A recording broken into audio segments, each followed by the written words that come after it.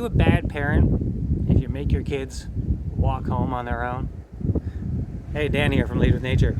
We're going to talk about southbound bird migration in the fall here on the Northern Hemisphere. Even though it's not fall, it is mid-July and I'm on a salt marsh in southern Maine. But southbound fall bird migration has been going on for at least a week or two already. Now, these shorebirds, things like plovers and pipers and whimbrels and a lot of these guys, they're all breeding way up north in the Arctic, right? Where there's abundant food.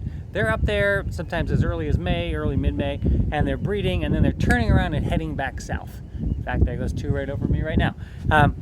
Now, the adults often migrate southward before the young are even ready to fly and make the migration on their own. Some people might think that's bad parenting. That's just what they do. Don't judge them. They've been doing it for millions of years. So far, it's served them pretty well.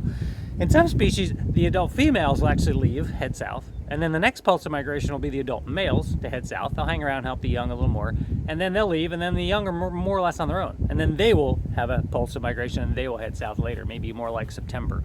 So shorebird migration is a long, protracted experience in the fall. And in fact, fall bird migration in general can be up to a 6-month process, versus spring bird migration, which is much more compacted with lots of birds in a hurry to get to the breeding ground and to breed really fast.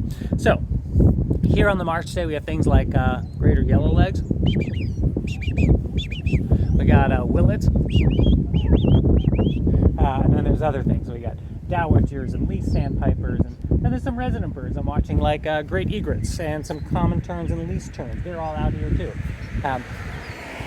Now, if you live anywhere near the coast, especially along the coast, salt marshes, beaches, but even if you live near some big lakes, Great Lakes, or even not so great lakes, big ponds, reservoirs, these are places where we might see birds migrating south, right, in the quote-unquote fall migration. But you're going to see it in July and August for sure. So go check out those places right along the edges where the water kind of meets the land. Those are really good spots for them. And enjoy it, because fall shorebird migration is on. So hey, get out there and good bird.